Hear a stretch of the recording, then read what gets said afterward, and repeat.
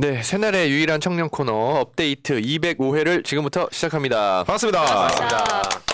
안녕하세요. 예, 간단하게 소개 먼저 하고 짧게 얘기 나누도록 할게요. 저는 진행을 맡고 있는 청년 스피커 정재우입니다. 그리고 제 옆에는 노무현재단 이사 황희두님 나와 있습니다. 네, 반갑습니다. 황희두입니다. 네, 반갑습니다. 그리고 옆에는 국제개발협력 활동가로 활동 중이신 오이성님 나와 있습니다. 네, 요즘 계속 머리 까다가 머리 좀 내리라길래 다시 내린 오이석입니다. 반갑습니다. 반갑습니다. 예. 마지막 새날의 미래 권력 보람 PD님 나와 있습니다. 새날의 막내 보람 PD입니다. 반갑습니다. 네, 반갑습니다. 자, 채팅창에 보니까 지난주에 소위 공개 방송 얘기를 좀 나누고 계시네요. 예, 지난주에 그렇죠. 못 와서 아쉽다는 분들도 있고 또 잘 다녀왔다 뭐 이렇게 말씀 주시는 분도 계신데 지난주에 저희도 가장 첫 코너로 좀 인사를 드렸었잖아요. 그쵸. 좀 네. 어떠셨어요, 다들? 감동이었죠, 뭐. 감동이었고 네. 저희가 어떻게 보면 전체적인 시간에 비해 되게 많은 시간을 썼거든요. 맞아. 근데 앞에서 갑자기 막 중도 얘기하고 있고 진짜 새날 10주년 지금 축하하러 와갖고 지금 중도 얘기하고 지금 뭐 어땠어요? 그거 하고 나서 뭔 생각이 나 물어보고 싶었어요. 아니 가만히 생각을 해보니까 푸나님께서 이게 각자 청년들한테 어필할 수 있는 시간을 주신 것 같다라고 해서 이제 저는 제 생각을 말씀드렸던 것 뿐이죠. 근데 거기서 대놓고 그렇게 사람들 앞에서 그 혼자 그런 얘기하면 어떡하냐고 하니까 굉장히 좀 반성을 많이 했습니다. 너무 예, 웃기다. 그렇다고 이런 거 하면서 우리가 배우는 거죠. 그렇죠. 예, 그러니까 너무 대놓고 그렇게 그거예요. 말씀하시니까 뭐냐면 어떤 그 생각에 반대하는 사람은 아마 아무도 없었을 거예요. 중요하니까. 그치. 근데 그 자리에서 요즘 막 TPO 얘기 많이 하잖아요. 그래서 한번 우리도 같이 예. 이제 그걸로 제가 막아드린 거죠. 예, 뭐야 쟤 알겠습니다. 이렇게 하는 걸 제가 대신 막아준 거죠. 고맙습니다. 예, 이성님 좀 어떠셨습니까? 너무 반가운 분들을 실제로 뵙게 된 거 정말 감동이었고. 근데 우리가 좀 이제 얌전하게 했잖아요. 근데 뒤에 이제 패널 분들이나 내빈 분들이 파이팅 불어넣어 주시는 걸 보니까 더 까불 걸 그랬구나. 그렇지. 소리 좀 지르고 우리도 그리고 구호 외치고 맞아요. 좀 의지를 좀 보였어야 되겠구나 싶었어. 사실 첫 순서여가지고 저는 개인적으로 약간 좀 긴장이 많이 되더라고. 또 긴장도 되고 부담도 되고 어떤 식으로 가야 될지 잘 모르겠으니까 아무튼 좀 그랬습니다. 예, 맞아요. 보람님 어떠셨어요? 근데 기업에서도 보면은 뭐 현장, 현물 이런 걸 되게 강조하잖아요. 그 현장의 중요성을 느꼈습니다. 뭐 물론 감사하고 반갑고 이런 건 사실 말할 것도 없고 너무 당연해서 맞아. 지금도 거의 그때와 비슷한 정도? 어떻게 보면은 저희는 이렇게 시청자분들과는 숫자로 마주하고 있는 거잖아요. 네. 그때는 잘 체감을 못 하는데 재훈님께서 엄청 긴장을 하시더라고요. 진짜 그분들이 앞에 긴장했어요. 계시니까. 진짜 긴장 다 그래서 재훈님을 보고 이것이 바로 현장과 현물과 현인의 중요성이구나 깨달았습니다. 맞아요. 너무 점잖았다고 수수님이. 맞아요. 그 분위기를 어떻게 해야 되나? 그때 수수님하고 고고식님하고 몇몇 분들도 뵙고 네, 분녀의 해운님도 질주님도. 네. 네 맞아요. 그래서 지금 분리의 질주님 슈퍼챗 보내주셨는데 첫 번째로 보람 PD님 실물이 더 이쁘다. 아쉽게 희두님, 재훈님 인사 못했네요. 그럼 두 분은 만나신 거군요. 네. 분리의 질주님하고. 너무 반가웠습니다. 어. 감사합니다. 아쉽습니다. 예, 아쉽네요. 예. 그때 부인님을 찾던 고고식님도 뵀던 것 같은데. 네. 그죠? 부인 맞아요. 나와라를 네. 외치셨던 분이 고고식님이었다. 부위 왜 안 오냐? 그래요? 네. 댓글을 바로 달아주시더라고요. 네. 현장에서. 거기에 네. 계셨구나. 분리의 질주님이 세상에 해움님 내 옛날 직장 동료네요. 오, 이런 인연도 있어요? 이런 인연이 있다고? 진짜. 두 분 야, 국정원? 신기하다. 와, 대박이다. 그러니까 이렇게 뭉치나. 예, 아무튼 이따 노가리 타임 때 더 얘기해. 네, 좀 더 풀어가 보도록 좋습니다. 할게요. 이따 좋아요. 말미에. 자, 어쨌든 저희 오늘도 할 얘기가 많기 때문에 오이석의 지지지 먼저 출발해 보도록 하겠습니다. 네, 오이석의 지지지. 이제 총선이 이제 5개월 정도 남은 상황이죠. 근데 이제 지난 대선이나 지방선거에서 이제 기후환경 관련해서 이 민주당의 공약에 대한 평가가 다른 정당들에 비해 상대적으로 많이 낮았었어요. 근데 뭐 물론 다른 정당들이라고 하면 국민의힘을 제외하면 아무래도 진보적인 색채를 띠는 정당들이 많다 보니까 자연스럽게 좀 과감한 기후환경 공약들이 나왔기 때문에 비교적 점수가 낮을 수는 있습니다만 평가가 상당히 이제 냉정했죠. 한 줄로 요약하면 민주당의 기후환경 공약은 크게 외치긴 하지만 실질적인 방법이 부재한 그린워싱이다. 라면서 본질에 대한 의심 을 상당히 이제 하는 기사들이 좀 많이 나오고 있습니다. 그래서 저 같은 경우는 이제 개인적으로 이제 오늘부터 해서 이제 총선 전까지 매주 우리 뭐 기후 환경을 좀 중심으로 해서 그 청년들 중심으로 해서 다양하게 이제 어떤 기사나 뭐 정보들, 인터뷰들, 또 연구들을 좀 모아서 좀 시리즈로 좀 연속성 있게 이야기를 하려고 해요. 그래서 민주당이 이제 이번 총선에서 청년들의 표를 확보할 수 있는 방법을 기후 환경을 활용해서 저만의 시각으로 꾸준하게 좀 제안을 하려고 해요. 오, 좋다. 이렇게 하면 좀 표가 오지 않을까. 갑자기 그 생각을 왜 하시게 된 건가요? 일단 그 대선도 그렇고 지방선거도 보고 하면서 제가 그때는 지금보다는 이제 방송에 대한 경험이 조금 없을 때였고 네. 해보고 싶기는 했는데 보는 눈이나 인사이트가 좀 부족해서 이제 의지를 펼치지 못했어요. 근데 이번 같은 경우는 좀 해볼 만할 것 같은데 싶은 것도 있고 또 우리 또 재우님의 또 정치 오락실에 또 제가 또 나가서 재우님 저한테 물어봤거든요. 민주당이 어떻게 하면 이 기후 환경 운동가들의 표를 얻어올 수 있을까? 네. 어. 그러니까 그때 제가 이제 뭐 질문 드렸던 게 네. 기후환경표가 그러니까 그쪽으로 줄 수 있는 유권자 비율이 얼마나 될까요?라고 했더니 그냥 뭐 의성님 개인적인 추산이지만 최소한 200만 표 이상은 될 것이다. 1000만? 네, 그러니까 이제 1000만이라고 얘기를 했는데 좀 약간 그거는 유권자의 절반이니까. 어쨌든 뭐 제가 해석하기에는 200만 정도가 현실적이지 않을까라고 판단했던 거고. 질문은 예, 예. 여기다가 아무튼 답변은 그래서 자기 아무튼 마음대로 제가 됐네요. 1000만이라고 해요. 지가 200만이라고 그러네. 그러니까 형님 1000만이라 이런 했고 막대 먹은 인터뷰가 다 있어요. 네. 아니 형님은 1000만이라고 했고 네. 제 개인적으로 현실적으로는 그 정도 되지 않을까. 아무튼 그래서 그 방법을 제가 한번 여쭤봤었는데 얼마나 막대 먹은 인터뷰인지 보고 싶으시면 정치 오락실에서 보시면 된다는 거. 그렇습니다. 맞네. 그쵸. 수수님도 그린워싱 의심하게 되는 습관이 생겼다. 이런 말씀 해주시고, 고구식님도 세계적으로 기후에 관심 많다 하시면서, 우리 새날 보시는 분들 포함해서 민주당 지지자분들의 기후 환경에 대한 감수성도 상당히 올라가고 있는 게 보여요.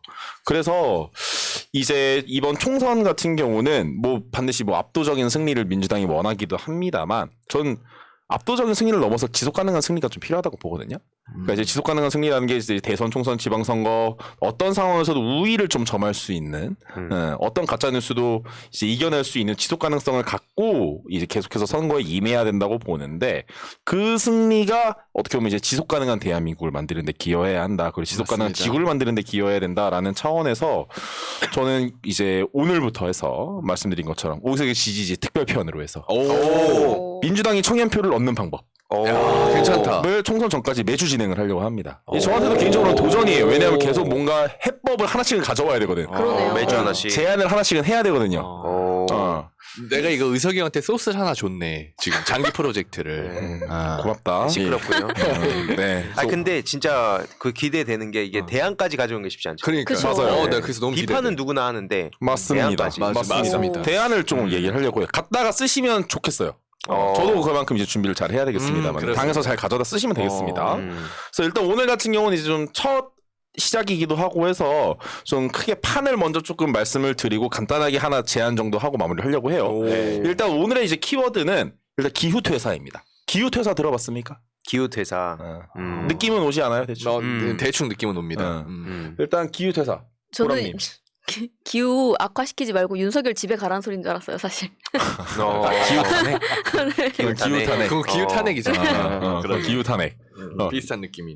기후퇴사 이제 뭐 기후사직이라고도 부른다고 하는데 영어로는 뭐 클라이메이트 퀴팅이라고 해서 동일한 언어를 쓰고 있어서 기후퇴사라고 말씀을 좀 드릴게요. 네. 이게 코로나 때 있었던 조용한 퇴사 한참 키워드였잖아요. 네. 조용한 퇴사 이후를 잇는 퇴사의 새로운 이 트렌드예요. 젊은 층에서 상당히 핫한데 우리나라에선 아직은 아닙니다. 다른 나라에선 그래요. 이게 뭐냐면 다양한 섹터에서 일을 하던 사람들이 기후 환경이랑 관련 없던 사람들이 퇴사를 하는 거예요. 그리고 환경단체나 기후 스타트업이나 재생에너지 업체 같은 데로 흘러 들어가는 거예요. 왜냐하면 우리 회사가 기후변화 문제에 적극적으로 대응하지 않기 때문에 난 더 이상 여기서 일 못하겠다라는 것이 동기인 거예요. 그럼 나의 어떤 노동력이 지구를 망치는 데 활용되고 내가 버는 돈에서 나는 좋지. 나는 배가 부르지. 나는 등이 따숩지. 근데 그게 지구 환경을 망치고 생태적으로 망치는 거라면 에 대한 물음표가 계속 붙는 거죠. 그런 양심들이 이제 이 발동을 하는 것이라고 볼 수가 있다 하는 거예요. 그래서 지금 그림이 하나 올라올 텐데 요게 이제 영국에서 있었던 대학생들을 주축으로 한 화석연료 없는 직업 이라는 캠페인이라는 거예요. 어... 2022년 작년부터 하는 건데 옥스포드대 포함해서 4개 정도의 대학의 학생들이 주도하고 있다. 그래서 영국 대학들이 자꾸 이 뭐 그 취업 박람회 같은 거 할 때 석유나 가스, 뭐 광산 이런 화석연료나 탄소가 많이 나오는 일자리를 학생들에게 소개시켜주고 있다고 학생들이 비판을 하는 거예요. 그래서 학교에게 외치는 거예요. 더 이상 우리에게 화석연료 기업에 취업하라고 연결하지 말아라. 오. 매우 능동적인 네. 학생들의 운동인 거죠. 그리고 실제로 엑손모빌 같은 회사도 한 2년 만에 일하는 사람들이 한 10,000명씩 줄었다. 이런 이야기들도 있을 정도로 해외에서는 상당히 좀 핫한 키워드다라고 볼 수 있어요. 또 그림이 하나 올라올 텐데 간만에 조선일보가 쓸만한 통계를 하나 올렸길래 저도 가져왔습니다. 에너지 그러면 내가 일을 하던 곳에서 그럼 이직을 한다라고 쳤을 때 어디로 이직하고 싶어?라고 했을 때 절반이 재생에너지 회사에서 일하고 싶어라는 연구 결과가 있었다라는 거예요.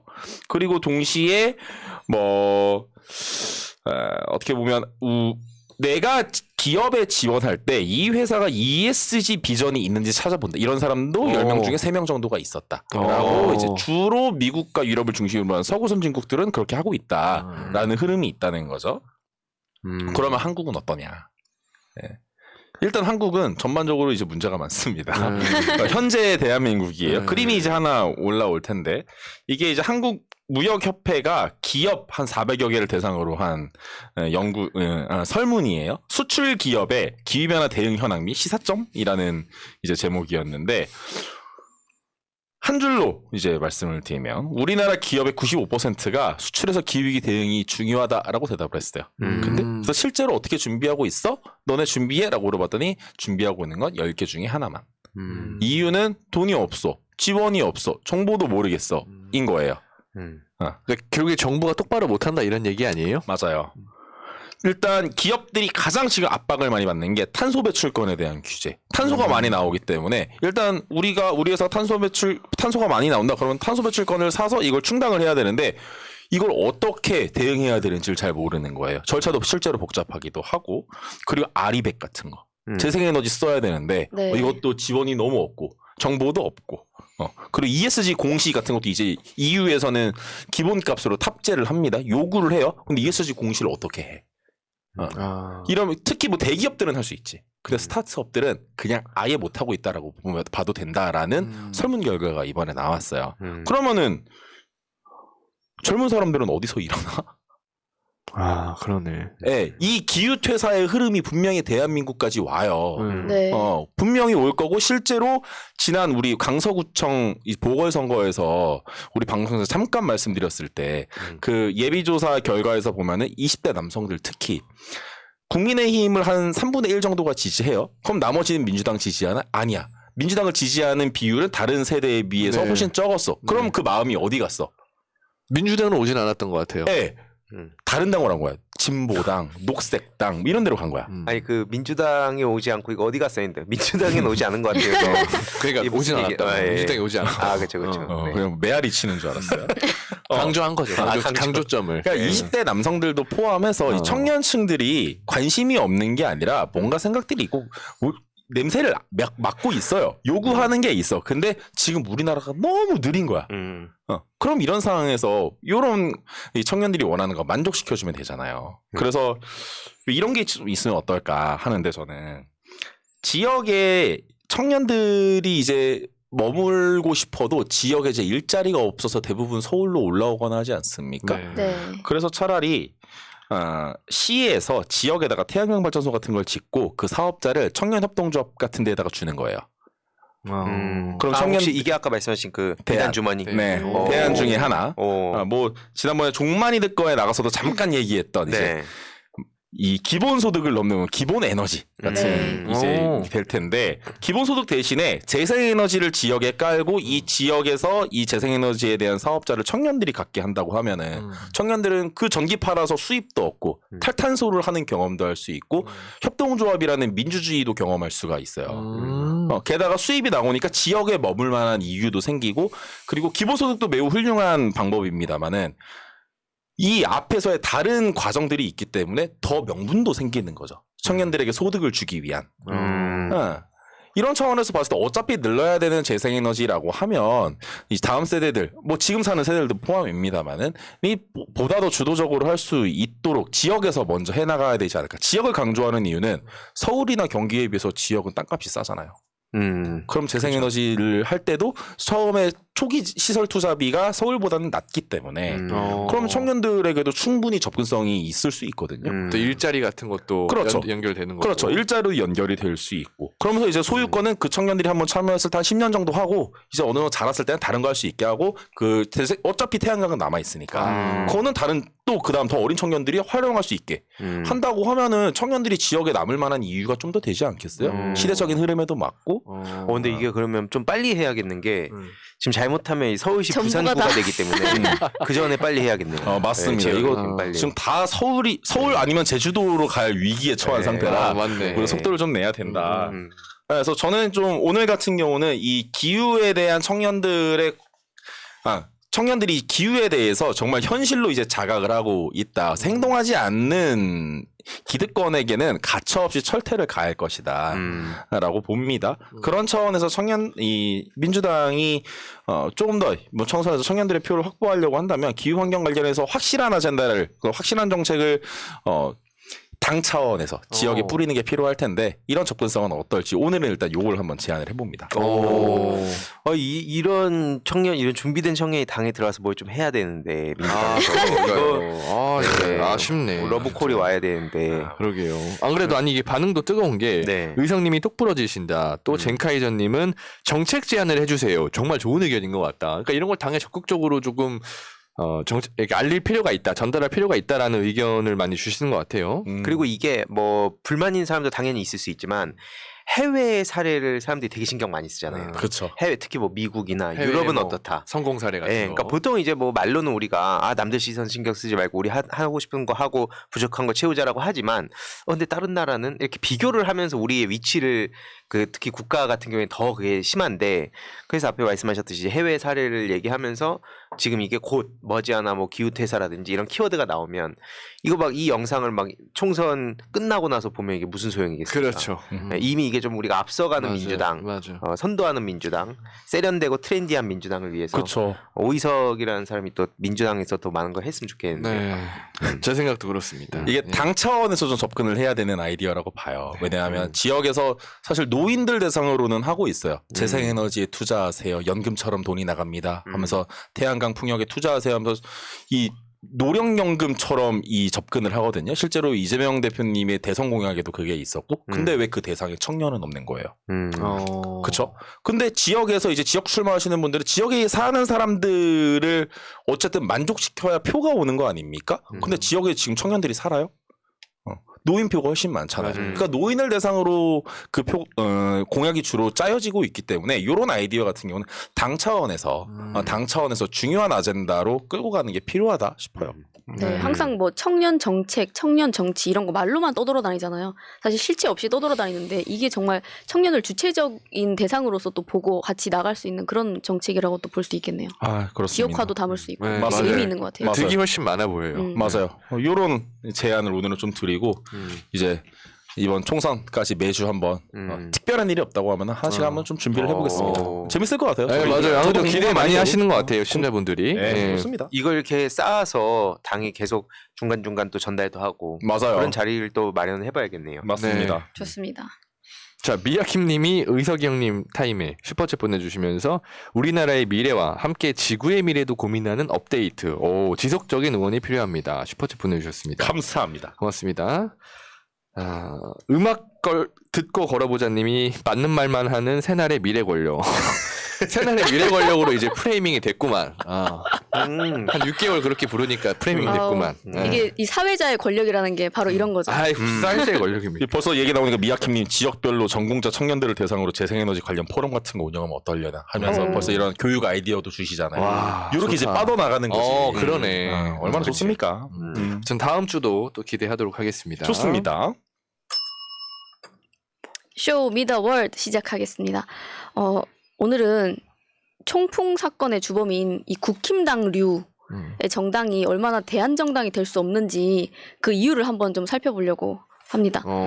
왜냐면은 사실 우리가 집권을 한다고 쳤을 때 우리는 항상 그 얘기 하잖아요. 당장 의성님이 또 총선 관련해서 제안도 해주셨지만 이번 총선이 문제가 아니고 항상 그 더 다음을 보고 준비해야 된다 이런 얘기 저희가 많이 하고 있는데 이쪽에서는 자기들이 어떤 갈등이 생기면 이걸 조정하고 이 리스크를 어떻게 더 분산시키고 컨트롤할 수 있는지 이런 거에 대한 고려는 아무것도 없고 얼마나 이거를 더 조장하고 갈라치기를 이용하고 이런 거에만 사용을 하고 있는지 한번 좀 생각을 해보려고 얼마나 대책이 없는지 좀 가지고 왔는데요. 네. 일단 기사를 한번 보여주시면 지금 저 기사가 태용호가 미국에 가서 북한 이탈한 사람들을 그 북송하는 문제에 대해서 목소리를 내겠다라고 얘기를 한 거예요. 태용호가. 근데 이게 어떤 이슈냐면은 그 얼마 전에 항저우 아시안 게임이 끝나고 나서 네. 중국에 있던 그 북한에서 나오신 분들을 600명 정도를 북한으로 보내버리는 상황이 있었어요. 다시 보내버리는 상황이 네네네. 강제로 보내다 보니까 네. 여기에 대해서는 사실 문제 제기가 있을 법하다고 저도 생각이 듭니다. 근데 태용호는 여기에 대한 문제 제기였는데 지금 우리나라에서도 뭐 미국이나 영국이나 비롯해서 해외와 많이 외교적으로 방법을 찾아보겠다, 촉구하겠다 이렇게 얘기를 하고 있는데요. 사진을 보여주시면은 태용호가 작년에도 한동훈한테 질의를 하면서 문제 제기를 했었는데 이때 당시에는 뭐였냐면은 문재인 정부에서 있었던 북한 어민 북송 있잖아요. 네. 그거에 대해서 잘못했다고 떠들었던 거거든요. 근데 저는 근데 사실 북한 어민 북송 문제는 엄연히 다르다는 거를 보시는 분들은 다들 아실 거예요. 그렇죠. 근데 애초에 이거 뭐 중국에 계신 분들 몇백 명 거울 한꺼번에 보낸 거 하고 범죄를 저질렀던 10여 명을 살해했던 사람을 우리나라에 들이는 문제하고는 전혀 다른 문제고 그렇죠. 당시에 국힘당도 여기에 대해서 다 반대를 했습니다. 그래놓고 나중에 떠든다고 우리가 한 입으로 두 말 했다. 계속 비판을 했었잖아요. 그런 지점들을.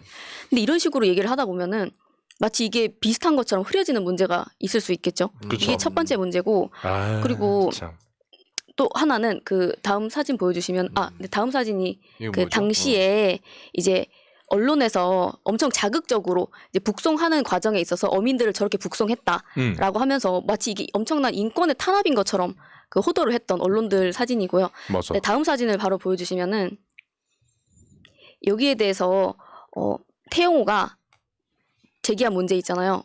탈북민들을 북한으로 다시 보내는 문제에 대해서 조선일보가 까고 있는 거예요. 사설로. 뭐라고 까고 있냐면 정부가 무능하다. 근데 아하. 제가 이 내용을 들어봤거든요. 들어보면 어떤 내용이냐면은 이게 뭐 박근혜 정부 때도 그렇고 공식적으로 북한 인권 문제에 대해서 문제 제기를 하려고 했는데 문재인 정부 와가지고 이런 게 다 없어졌다. 이런 내용입니다. 그러니까 결국에는 한마디로 문재인 신북 뭐 약간 그런 프레임을 씌우려고 하는 거구나. 예, 저는 약간 그런 맥락도 숨어 있다고 저는 느꼈습니다. 그리고 뭐 이 정부에 대한 문제 제기도 분명 있는 거긴 하지만 뭐 조선일보도 정말 문제네라고 생각할 거는 아니라는 거죠. 제 말씀은. 그리고 지금 보시면 하태경이 그 비슷한 맥락에서 네. 뭐 통일부에 북한 인권재단을 빨리 만들어야 된다. 그래서 북한 인권에 대해서 정부 차원에서 챙겨야 된다. 지금 계속 이런 얘기들이 나오고 있는데 아까 뭐 조선일보에서 했던 사설도 비슷한 맥락이었고요. 근데 이게 왜 안 되는지에 대해서 제가 그때 14 행사를 했던 노무현재단에 가서 물어보고 왔었던 딱 그 답변이었거든요. 북한 인권. 북한 인권 관련한 문제. 비단 주머니예요, 이것도? 비단 주머니네요. 네, 좋아요, 얘기하고 좋아요. 보니까 비단 주머니네요. 좋아요, 이건 좋아요. 제가 드리는 비단 주머니가 아니라 네. 이제 김대중 대통령, 뭐 정세현 장관님, 뭐 문정인 교수님 이런 분들의 비단 주머니긴 한데 네. 네, 일단 사진을 조금 오래 띄워주시면 이제 제가 그거에 대한 언급을 직접적으로 하는 건 아니고 김대중 대통령이 정상회담을 한 이후에 공식적으로 발표를 하는 장면인데요. 일단 김대중 대통령이 북한 인권 문제를 왜 남한 정부에서 공식적으로 제기하지 못하는가에 대한 얘기가 세 가지로 볼 수가 있는데 첫 번째로는 정부에서 공식적으로 이 문제를 들고 나오게 되면은 접경지대에 있는 사람들이 평화가 위협을 받는다. 그리고 북한에서 여기를 호의적으로 받아들이지 않기 때문에 평화와 반비례가 생기는 문제. 그렇기 때문에 이것이 문제다. 두 번째로는 결국 정부가 이걸 공식적으로 들고 나오게 되면 식량이나 인도적인 차원의 지원까지도 북한에서 거부를 하기 때문에 그렇죠. 실제로 북한에 계시는 인민 주민분들은 그걸로 인해서 오히려 생존권의 위협을 받기가 더 쉽다는 거예요. 또 다음으로는 뭐 대통령께서도 당시에 미국이나 여러 나라에 가서 북한 인권 문제가 아니라 뭐 인권 문제에 대해서도 많이 얘기를 하셨지만 이 결국에는 미국이나 뭐 남한이나 외부에서 인권을 외부에 주입을 시킬 수가 없다는 거예요. 북한에. 결국에는 북한 인권이라고 하는 거는 북한 주민들이 쟁취를 해나가야 되는 것인데 그렇죠. 그렇게 하려고 하면 결국은 시장이 살아나야 되고 그들이 일단은 먹고 사는 문제가 해결이 되면서 결국에 자유에 대해서도 생각을 해보게 되고 인권에 대해서 생각을 해보게 된다는 거예요. 시민사회도 있어야 될 것이고. 그렇죠. 시민사회가 있어야지 개혁 되는 것인데 결국에는 개혁 개방이 우선이다. 이 사람들 먹고 살게 만들어줘야 된다라고 하는 게 있었고 뭐 정세현 장관님도 여기에 대해서 답변을 주셨었는데 북한 입장에서는 지금 우리가 얘기하는 인권이라고 하는 게 인권으로 받아들여질 수 없다. 생존권 문제가 먼저 걸려있기 때문에 일단 그래서 뭐 유엔에서 채택하고 있는 국제인권 규약에서도 경제사회 문화 권리에 대한 A 규약이 있고요.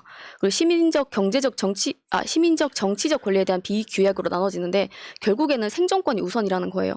살아야 그 뒤에 뭐 시민으로서의 어떤 걸 보장받고 자유를 보장받고 이런 차원이니까 그렇죠. 여러 가지 차원에서 결국에는 이거는 정부에서 정부에서 이거를 북한 인권 문제 해결하자라고 얘기하기는 힘든 것인데 결국 저는 근데 통일부에서 하는 거 뭐 군에서 다른 얘기할 수 있고 시민사회에서 각자 다 역할 따라서 좀 다른 스탠스로 전략적으로 어떤 다른 얘기를 할 수 있다고 생각이 들거든요. 그렇죠. 근데 지금 여기에서 이런 식으로 문제 제기하는 거는 그냥 정말 북풍을 일으키기밖에 될 수 없지 않나라는 생각이 드는 거예요. 그렇죠. 태영은 여당 의원인데 하태경도 그렇고 이거를 뭐 미국 가가지고 떠들어댄다고 한들 어떤 효과가 있을 것이며 북한을 자극하고 지금 우리나라에 있는 사람들 자극하고 지금 이 문제밖에 되지 않잖아요.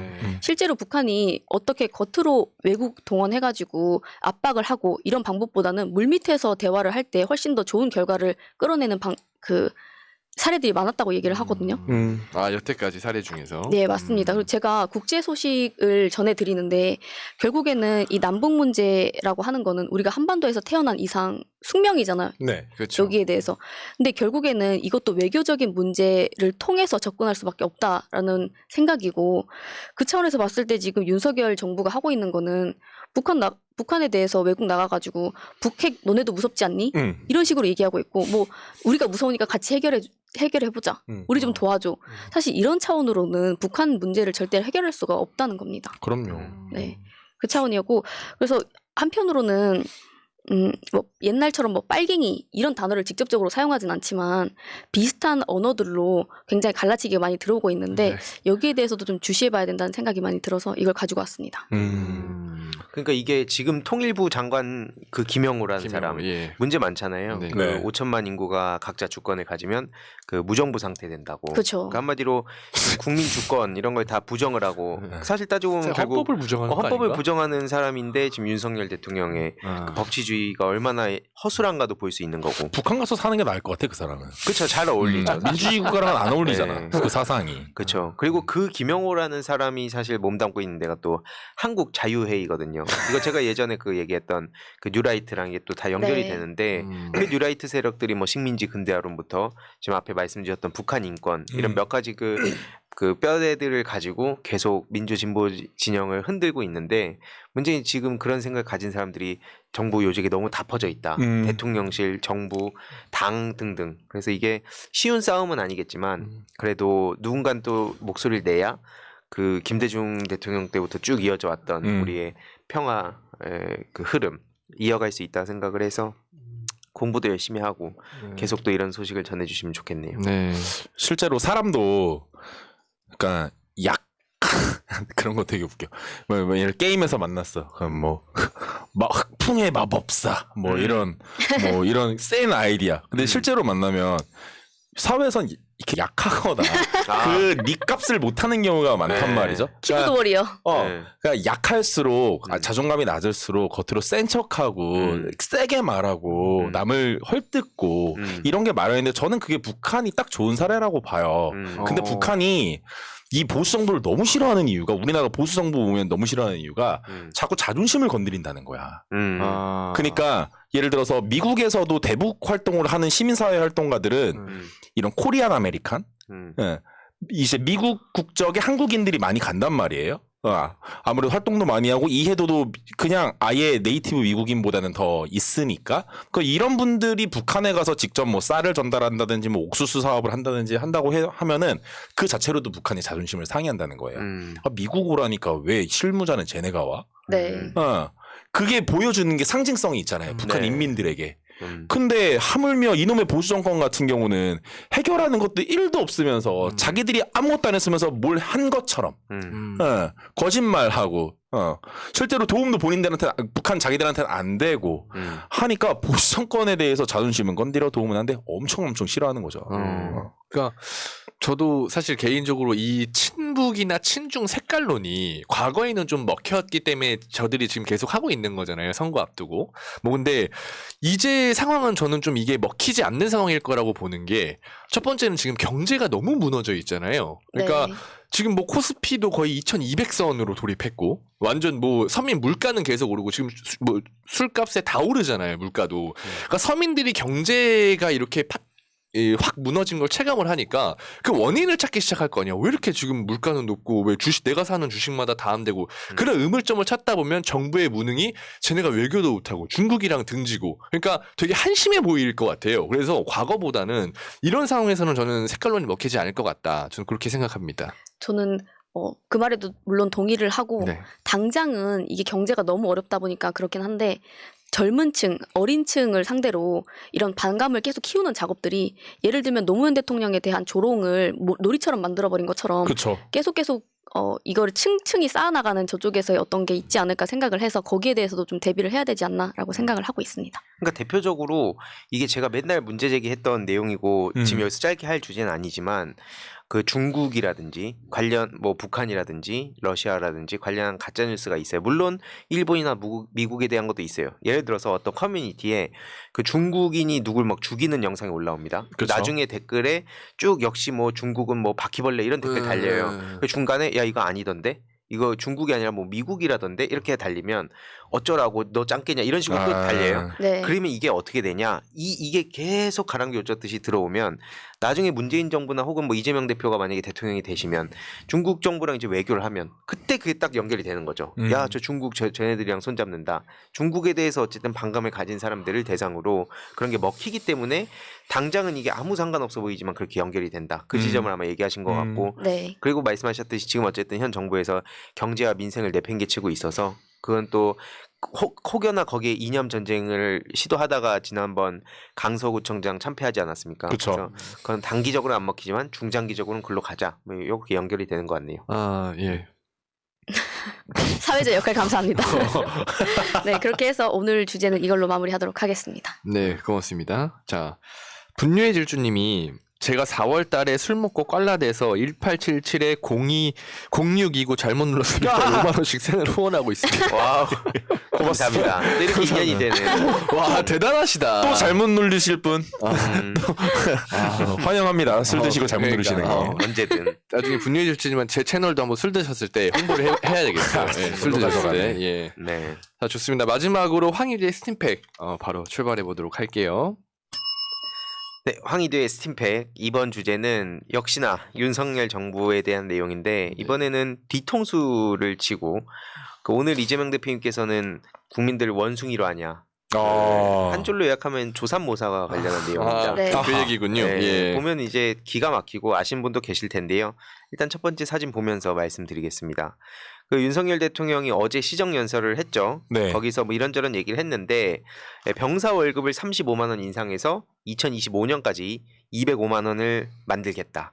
지난번 대선 때 그 다음 사진 보여드리면 그 병사 봉급을 월 200만 원을 맞추겠다고 페이스북에 글을 올려서 그게 또 주목을 받은 바가 있습니다. 네. 아, 그때 5글자로. 네, 막 그 네. 5글자 할 때 그 저런 식으로. 여가부 폐지 올리고. 네, 그때 저렇게 했는데 참고로 지금 보니까 2023년 병장 월급 얼마인지 아세요? 지금 거의 100만 원 돈 되는 걸로 알고 있습니다. 맞습니다. 우리 다닐 때 얼마였어요? 뭐 예전에. 한 10, 한 30만 원이었나? 기억은 잘 안 나는데. 30만 원. 예, 예, 뭐 그 정도 됐던 것 같아요. 그러니까 지금 이게 월급 저도 이걸 쭉 찾다 보면은 아 그래 예전에 비하면 많이 올라갔지만 여전히 사실 많은 병사들이 힘들어하고 그렇기 그치. 때문에 이게 되게 민감한 주제 아닙니까? 근데 그럼요. 대통령이 저런 식으로 대선 후보 때 얘기를 했고 어쨌든 그걸 안 지키냐 이런 얘기가 나오고 있는데 22년엔 병장 기준으로 67만 원, 18년 19년도 때 40만 원이었더라고요. 네. 그래서 40에서 20년 54만 원, 21년 60만 원, 그리고 올해 100만 원 이렇게 온 거고 윤석열 대통령이 거기에 35만 원 더 늘리겠다 이런 얘기를 지금 하고 있는 건데 네. 아까 말씀하셨듯이 여가부 폐지라 해서 한마디로 저런 식으로 이대남을 딱 겨냥해서 워딩을 뽑아냈다라고 다들 생각을 했었죠. 다음 사진 보여드리면 근데 이게 지금 조삼모사 논란이 터진 겁니다. 일단 쉽게 설명을 먼저 드리면 병사들한테 지급하던 게 있을 거 아니에요. 그동안에 뭐 현금이나 현물이나 관련 사업 예산이 1,857억 정도를 그 나가던 걸 삭감한다. 그래서 200만 원 공약하고 그걸 내가 지키겠다. 하지만 그러기 위해서 기존에 나가던 복지 관련 비용 그거 없애겠다. 혹은 줄이겠다. 그렇게 보시면 됩니다. 간단하게 보시면. 조선모사네. 네, 그렇게 채운다는 거죠. 네, 다음 사진을 보여드리면 세부 내역을 보면 이게 진짜 가관인데 내년 병사 월급 인상을 위해서 증액한 예산이 약 4천억 가량 정도 된다고 합니다. 근데 이 중 45% 정도를 도로 삭감한 거고요. 이게 계산을 막 그 디테일하게 하다 보면 병사 1인당 평균 2만 5천 원 정도의 월급이 오히려 감소하는 효과가 나온다고 합니다. 미쳤다, 왜냐면 진짜. 이게 되게 복잡한데 뭐 여기서 그렇게까지 다룰 내용은 아닌 것 같고 네. 다음 사진을 보여드리면 이 병사들한테 되게 많은 그런 것들이 나가고 있었어요. 뭐 경축일 특식이나 네. 아니면 뭐 간식이나 뭐 생일 생일 케이크, 특식, 예. 예. 그 예산도 줄여버린 거고 설날, 추석, 뭐 국군의 날 그럴 때 지급하던 경축일 특식 그 횟수를 줄여버린다든가 앞에 말씀하신 그 생일 케이크 예산 48억 전액 삭감 기가 막히죠. 뭐 케이크 뭐가 중요해? 약간 이런 얘기인 거죠 야, 한마디로. 대통령 취임 한 달 파티 뭐 이런 거 하더만 지들은. 아 그렇죠. 아, 그리고 지금 네. 웃긴 거는 그 설날 추석 때 굳이 자기 막 그 병사들 만나겠다고 가면 찍으러 막 갔죠. 치우고 막 장난 아니지 않습니까? 최악이죠. 예. 정말. 그런 거 가지 말고 그냥 제대로 복지 시스템 하고 월급 올려주고 그걸 바라지 누가 그거 직접 와달라 그럽니까? 그럴 때만 부동시도 아니야. 그러니까요. 다음 사진 보여드리면 이게 끝이 아닙니다. 병사 축구화 지원 약 30억 가량 전액 삭감했고요. 효도 휴가비 59억 전액 삭감. 이야. 이발비 458억 전액 삭감. 이야. 근데 이발비를 또 삭감하나? 다 뺍니다 그냥. 진짜 군인들이 와, 빼갈 게 이거- 뭐가 있다고. 그러니까 어디 이발비를 빼갈 게 없어서. 이뿐만이 아니에요. 자기개발 교육 비용 그리고 자기개발 비용 장병 복무 적응 지원 예산 이것도 거의 절반가량을 지금 삭감한 상황입니다. 물론 국방부에 와. 따르면 특식비는 뭐 기본급식비가 인상됐고 생일 특식은 목적이랑 뭐가 안 맞는다 그러고 이발비나 효도휴가비는 월급 오르니까 뭐 이런 식으로 지금 이유를 들고 있는 거예요. 이게 뭐 나름 얘기는 하고 있는데 이래놓고 내년 병장 월급을 총 165만 원 그러니까 봉급 125에 자산 형성 프로그램에서 40만 원 채워주는 게 있어요. 그렇게 165를 맞춰주고 그 다음에 또 205만 원으로 뭐 가겠다 뭐 이런 얘기를 했는데 문제는 앞에 말씀드렸듯이 기존에 나가던 거 빼고 주는 거니까 이게 지금 조삼 못 사는 얘기가 나온 거고요. 이런 상황이 지금 윤석열 정부가 우리 앞에 두 코너에서도 많은 문제 제기를 했지만 다음 사진 보여드릴게요. 지금 문제가 지금 한둘이 아닙니다. 오늘 다시 나왔어요. 오랜만이죠. 또 나오네. 그동안 뭐 후쿠시마 오염수부터 해가지고 정말 많은 이슈들이 있었다 보니까 네. 69시간 좀 우리가 잊고 살았어요. 근데 지금 69시간제 재논의 얘기가 다시 나오기 시작했고요. 또 최근에 그 ILO 조항 탈퇴한다는 거. 네. 그게 그러니까 그 자영업자분들이 힘들어하는 것도 저는 인정합니다. 네. 그래서 그런 얘기를 할 수도 있다고 생각해요. 근데 그런 말씀을 하시는 거를 대통령이 콕 집어서 얘기를 해가지고 그 사인을 소위 그 주게 되면 그러면은 대통령실 직원들이나 정부에 있는 사람들이 그거 어떻게 대응하겠습니까? 그것뿐만 아니라 지금 중대재해처벌법도 오히려 강화를 해도 모자르다고 얘기가 나오고 있는데 그 실제로 지금도 돌아가신 분들 계속 나오지 않습니까? 맞죠. 네, 그 계속 나오고 있음에도 불구하고 오히려 중대재해처벌법은 완화하자. 아. ILO 조항을 탈퇴하자. 그래서 용해인 의원이 이거에 대해서 그 유엔 산하니까 네. 그냥 유엔 탈퇴한 게 훨씬 더 빠르다. 이렇게 그렇지. 왜 비판을 그렇게 했겠습니까? 그러니까 지금 그런 정도로 노동자들의 여러 가지 처우 개선 뭐 이런 거는 아예 그냥 쥐뿔도 생각 안 하고 있다라고 볼 수 있고요.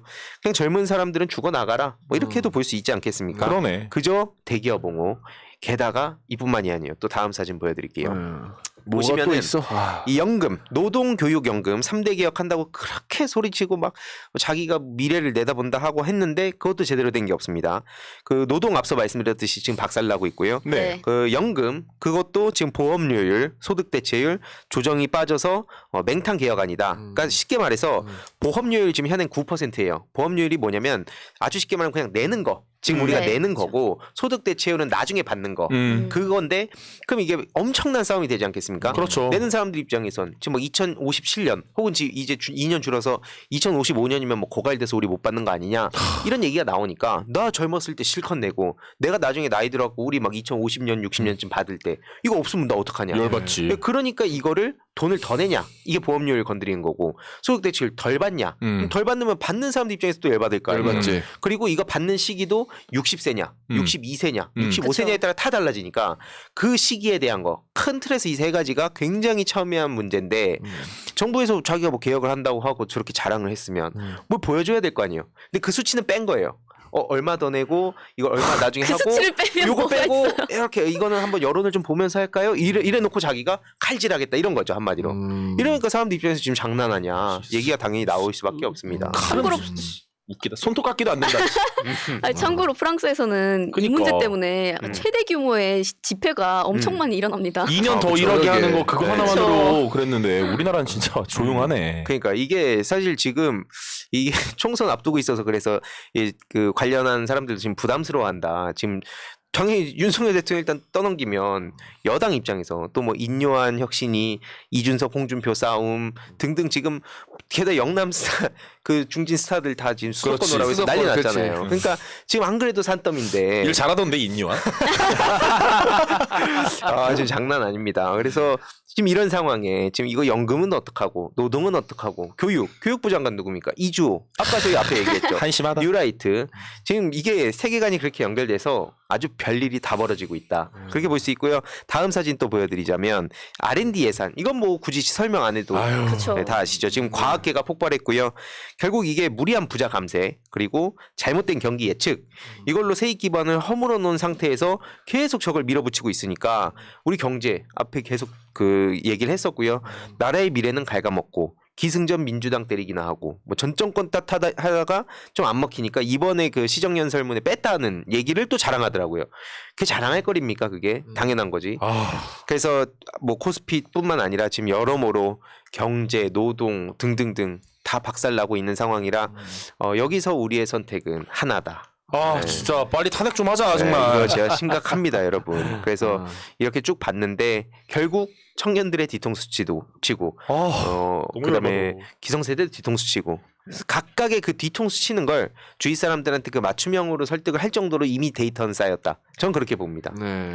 그래서 아무튼 오늘 요 소식을 이렇게 마무리하고 또 계속 어떻게 되는지 지켜보고 소식 전해드리겠습니다. 네. 네, 계속 말씀드리면 제일 우려되는 건 뭐냐면 그렇다고 해서 윤석열 정부의 무슨 경제 성장 뭐 747 같은 걸 바라는 게 아니잖아요. 이런 건 되게 조심해야 된다 봅니다. 그러니까 이재명 정부가 들어서면 갑자기 국민 경제가 살아나서 하루아침에 나라가 잘 먹고 잘 산다. 이렇게 얘기를 하게 되면 나중에 저들이 그걸 2배, 3배, 10배로 이걸 뻥튀기 해가지고 때리기 때문에 이미 우리는 이 저성장 국면에 들어간 거 인정해야 된다고 봐요. 네. 이미 우리가 경제 성장 70년대에 성장하던 그 수치랑 그럼요. 지금이랑 똑같을 수는 없거든요. 그럼요. 우리 키랑 똑같지 않습니까? 그래서 그런 우리는 현실적으로 얘기를 하면서도 반발자국 앞선 이상적인 얘기 그렇게 하면서 우리가 좀 대응하고 이재명 정부 들어섰을 때 또 니네도 윤 정부 탓하네 이런 얘기 듣지 않도록 미리미리 아까 뭐 의석영님 얘기하셨듯이 비단 주머니를 우리 당에서도 잘 준비해주고 총선뿐만 아니라 아까 뭐 보람님 말씀하셨듯이 그 다음을 계속 준비하도록 그럼. 비단 주머니 차곡차곡 모으고 그런 유능한 인재들을 이번에 잘 당에서 데려다가 그 교류도 하고 잘 키웠으면 좋겠다 하면서 마무리하겠습니다. 네, 좋습니다. 뭐 댓글창의 의견도 비슷한데 민주당 왜 탄핵 못하냐 막 이렇게 답답해하시는 분도 계시고, 아무튼 뭐 희두님이 말씀해주신 주제가 저는 진짜 뭐 주제 잘 가져오신 것 같은데 오늘 청년들이 제일 민감한 이슈들을 다 일단 가져오신 것 같아요. 가장 먼저 반응할. 예를 들어서 지금 군대 그러니까 안에 있는 병사들이 지금 윤석열 정부에 대해서 반감이 높다 이런 얘기가 많지 않습니까? 네. 그러니까 윤석열 정부가 지금 긴장을 고조시키고 있고 솔직히 내일 전쟁 나도 이상하지 않는 거를 알고 있어요. 군대에서도 장병들도. 근데 전쟁 나면 사실 군인들은 제일 힘들거든요. 그렇지. 전쟁이 나건 안 나건 간에 긴장 상태가 있으면은 그러니까 그 대비 태세를 계속 유지하고 있어요. 전투화 힘들어. 신고 자야 되잖아. 힘들어. 그렇기 때문에 일단 그런 문제도 있고 이 병사봉급 문제 때문에 예비군 관련 커뮤니티에서 네. 엄청난 여론이 안 좋습니다. 왜냐하면 병사 월급이 200으로 올린다. 근데 예비군은 4일 훈련 갔다 오면은 식비를 제외하고 32,000원을 줘요. 아. 4일 그 훈련을 갔다 오면. 네. 그러니까 그런 것 때문에 얘네들이 정부 니네 운영하는 나라꼴 이게 맞냐. 나도 청춘 바쳐서 전역하고 나와서 예비군 하고 있는데 우리 대우는 뭐 그러면 쓰레기냐. 뭐 이런 식으로 이제 집단 반발이 커뮤니티에서. 근데 그런 움직임도 있더라고요. 이제 뭐 그런 얘기하면 네. 뭐 그 예산이 남아도냐 이런 얘기 하시는 분들 계신데 네. 예전에 그 이재명 대표님도 말씀하셨죠. 그 도둑놈들 잘 잡으면 돈 맞아. 넘칩니다. 지금 맞아요. 대통령실 이전만 안 했어도 1조 원가량 그렇게 안 나왔고 맞아요. 대통령 순방 저딴 식으로만 안 다녀도 거의 한 달에 한 번 해외 나가잖아요.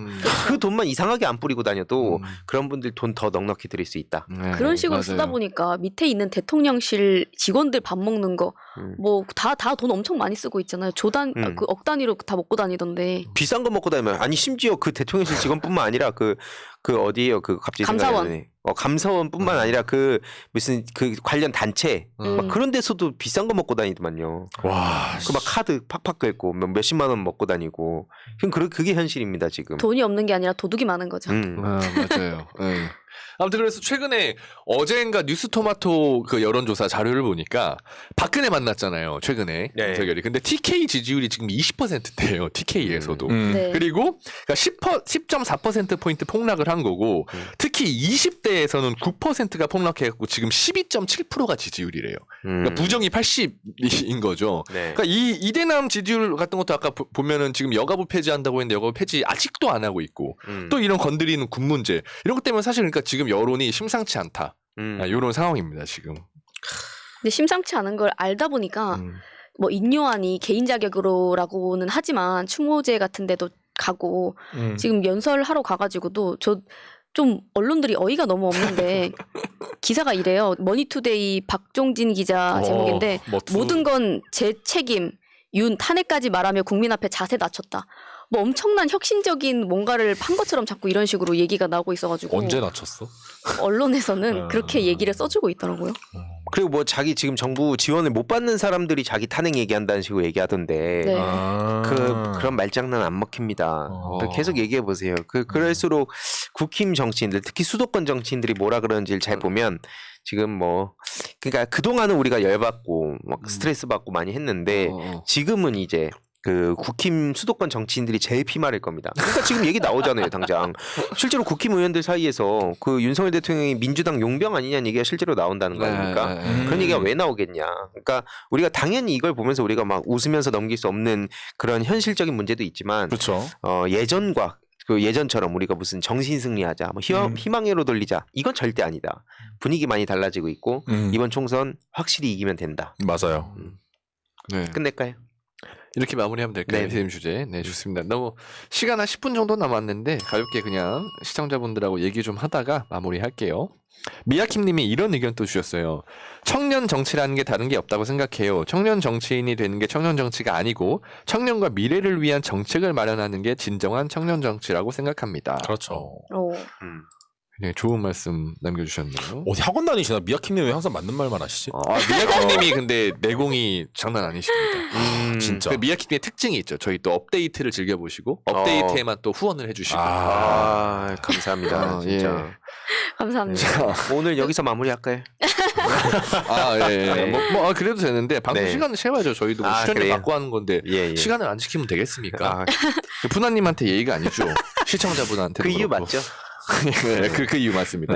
자, 혜용님 보내주셨어요. 5,000원 보내주시면서 저번 달 지출이 많아서 공개 방송 때 셀럽 황희드님 방해 안 하려고 눈치보다 사인 못 받은 1위입니다. 다음에 꼭. 혜영님이 안 그래도 책을 가지고 오셨는데 사인을 못 받고 가셨어요. 네. 저 메일로 그래서- 주소 주시면 제가 해서 보내드릴게요. 네. 지금 메일 주소 어떻게? 메일 주소 있습니다. 어. 지금만 남길게요. 여기 남겨주세요. 사인을? 사인한 책을 보내드리는 사인한 거죠. 책을. 네. 오. 네. 여기 메일 주소에다가 이제 받으실 그 성함과 뭐 해움으로 해드려도 되고 그 주소와 남겨주시면 제가 거기로 보내드리겠습니다. 연락처. 이렇게 해움입니다라는 메일만 한 350개 정도. 그러네. 그러네. 잘 공개해 가려내세요. 버려가지고. 그러네. 네. 근데 나도 하나 써야지. 그러네. 책은 정재훈님이 주셔서 아. 예. 근데 책에 또 사인을 받으신다고 내가 사인 받아드렸는데? 받으셨어요? 예, 받아서 드린 것 같은데. 그러면 메일은 다른 그냥, 책이신가? 메일은 그냥 없던 걸로 하겠습니다. 아니 잠깐만요. 예, 대표님 올라올 겁니다. 내가 사인을 받아드렸을 텐데. 아무튼 뭐 지금 저희가 청년에 대한 얘기도 하고 뭐 당에 대한 얘기를 좀 잠깐 해보면 좋을 것 같아요. 예. 자연스럽게. 왜냐면 네, 오늘 맞습니다. 민주당의 총선기획단이 출범했거든요. 네, 맞아요. 네, 지금 뭐 이원욱 의원 같은 경우에 뭐 친명기획단이다. 그러면서 뭐 김어준, 김용민 뭐 채널 나가는 사람들이다 하면서 몇몇 원외 위원들 까고 있던데 그게 지금 삼선 정치인이 할 얘기는 아닌 거라고 보거든요. 그럼 어떻게 보이세요 이게? 이원욱 그 정책에 대한 평가를 이미 새날 따른 그 정권 교체 싱크탱크에서 다 마무리했고요. 네. 거기에 대해서는 더 드릴 말씀이 없을 것 같고 저 한편으로는 좀 안타까운 게 이게 엄청 복잡한 문제죠. 단순히 어떤 지도자가 한쪽으로 깃발 꽂는다고 해서 그게 정답일 수는 없을 것 같고 근데 다만 저는 좀 안타까운 게 이 진보 정당이 굉장히 필요합니다. 민주당이 연합하고 연대할 수 있을 만한 진보 정당이 굉장히 많이 필요하다고 생각을 하는데 맞아요. 한편으로는 저는 류호정, 장혜영이 필두로 한 뭐 물론 심상정도 포함될 수 있겠지만 이 정의당이 많은 사람들한테서 그 진보 정당의 앞길을 막지 않았나 생각이 많이 들고 또 한편으로 박지원이 이 청년 정치인들의 앞길을 막지 않았나 이런 안타까움이 좀 저는 생각이 들어요. 너무 열받네. 그거는 제가 좀 하고 싶은 얘기가 있는 게 이게 뭐 자세한 얘기를 원래 당 얘기를 그렇게 하는 건 또 아니니까 지금 또 현재 진행형이고 되게 민감한 문제이기 때문에 저도 다 얘기는 못하지만 그 이번에 그 총선 기획단 제가 4년 전에 딱 총선 기획단 이맘때 당에 들어간 거 아닙니까? 네. 고민을 많이 합니다. 이 자체가 메시지이기 때문에 그쵸. 누굴 데려왔는가, 누굴 앞세워서 어떤 메시지를 내는가. 부터 전반적인 당내의 기획까지 이거 되게 중요하거든요, 사실. 특히 인류한 혁신이니까 우리는 뭐 비판하고 저게 내부에 막 끼리끼리 뭐 한다라고 하지만 실제로 어쨌든 사람들한테 보여졌을 때는 그래도 무관심층들에게 와가지고 봤을 때는 뭐 당내에 어쨌든 그 싸움이 벌어졌고 영남에서 편하게 정치하던 사람들이 지금 불편해한다 그러고 그 자체를 보면서 좀 변하나라고 생각하는 사람들이 분명히 있습니다. 그쵸. 이 자체를 이제 우리가 비판하는 거랑 없다고 보는 건 다르기 때문에 근데 그런 면에서 이제 총선 기획단이 딱 나왔을 때 어떤 이미지를 보여줬는가 이거에 대해서 한번 우리가 좀 생각을 해볼 필요는 있다고 보는 거고요.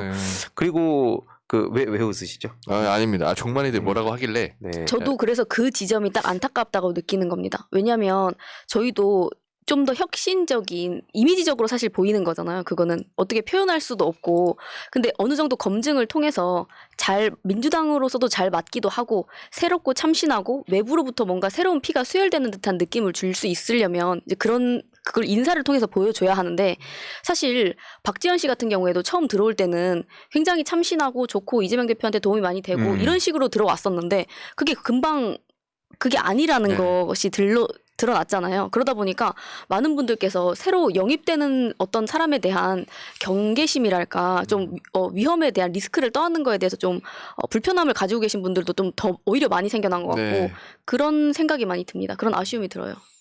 맞아요. 그게 그 어떤 두려움이 좀 생긴 것 같아요. 저도 이게 제 무관심층에 있는 친구들은 그냥 봤을 때 사실은 박진영 민주진영 박진영께서는 파란 눈의 윤석열이다. 저도 그 말이 맞다고 생각을 하거든요. 근데 한편으로는 그 사람들에게는 그냥 파란 눈에 뭔가 새로운 사람이 와서 혁신하는 것처럼 보인다는 새로워 거예요. 보여요. 그냥 겉으로 봤을 때 새로워 보이니까. 누구야 저 C로 시작하거든. 그렇죠. 그런데다가 추모제에 가서 욕까지 먹었어요. 그걸 또 언론에서는 대대적으로 써줍니다. 또 이렇게 막 욕을 많이 먹었고 뭐 개딸 또 어쩌고 저쩌고 섞어가지고 그러다 보니까 이 사람이 그렇게 혁신적인 게 아니야라는 설명을 하기까지 굉장히 오랜 시간이 걸리더라고요. 그래서 뭐 이 안에서도 어쨌든 당연직 기존에 있는 분들 꼭 들어갈 거의 현역 의원들이죠. 그분들을 제외하고 나머지 한 5-6명 정도가 원외에서 들어가게 됐는데 일단 청년 중에서 뭐 박영훈 전 대학생 위원장이 기존의 청년 관련 문제를 잘 얘기해 줬으면 좋겠고 결국 아까 그 의성님이 기후 관련해서 비단 주머니 던져주신 거나 이런 거를 당 총선 때 어떻게 잘 연결해서 할 것이냐, 전할 것이냐, 그리고 그걸 구현해낼 것이냐, 또 이런 과제가 좀 많이 남은 것 같아요. 네. 그 참고로 이 다음 프로세스가 좀 이 총선 기획단이 꾸려지면 보통 뭐 할당에 대한 얘기라든지 아니면은 또 전반적인 그림을 어떤 식으로 그릴 건지 이걸 나누고 그 다음이 검증으로 넘어갑니다. 그 검증이 하셨었잖아요. 네. 이 전반적으로 사람들을 이제 그 본격 총선에 들어갈 때 사람을 걸러내는 거. 오. 예, 거기서 검증을 하고 넘어온 사람은 이제 공천관리심사위 거기서 계속 거의 막 밤새다시피 최종 함께 그걸 계속 단계군요, 보고. 그게. 그렇죠. 거기서 이제 넘어가야 거기서 단수냐 경선이냐 이런 걸 하고 그 다음부터 이제 딱 정해진 곳은 뛰는 거거든요.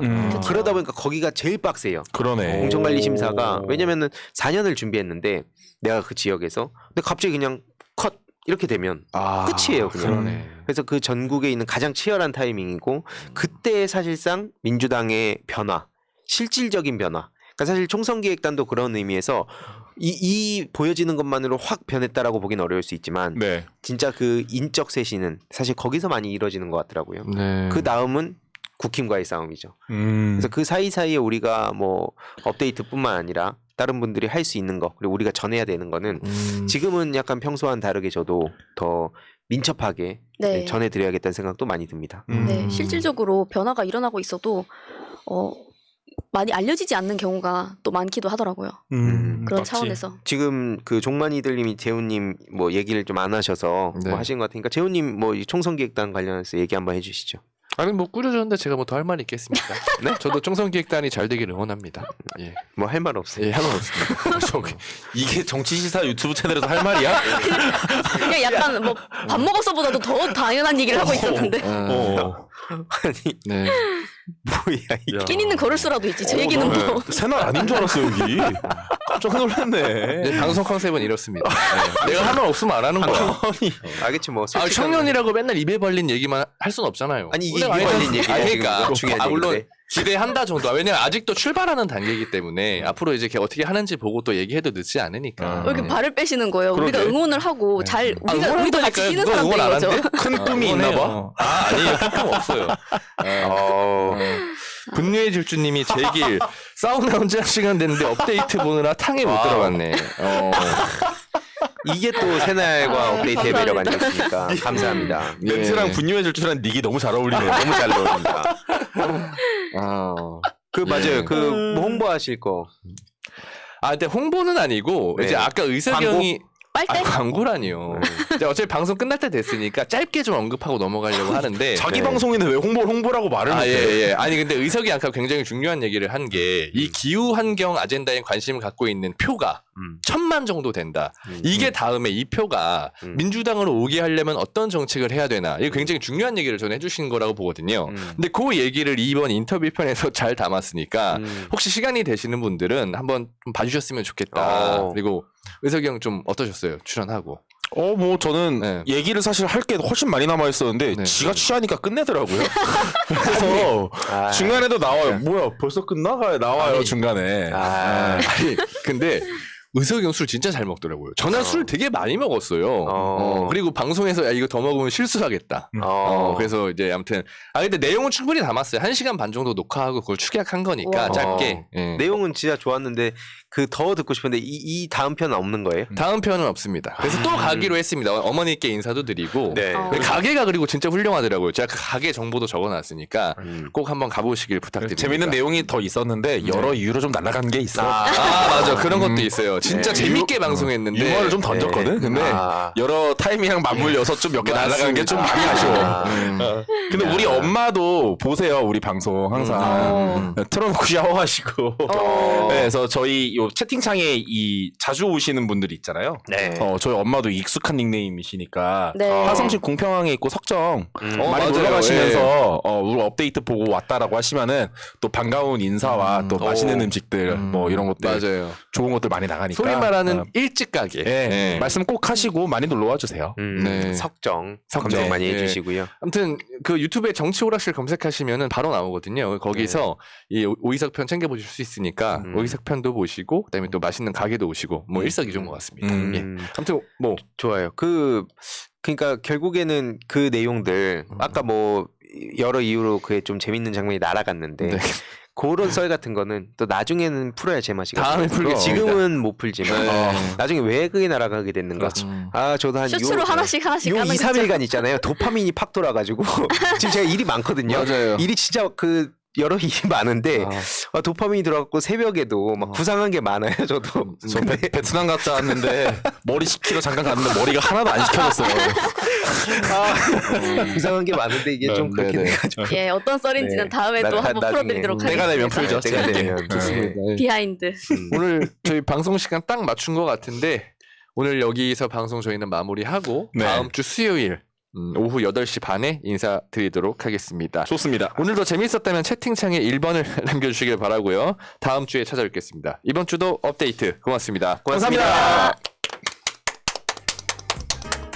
민주주의 평화 통일 다 죽어간다 이대로는 놔둘 수 없다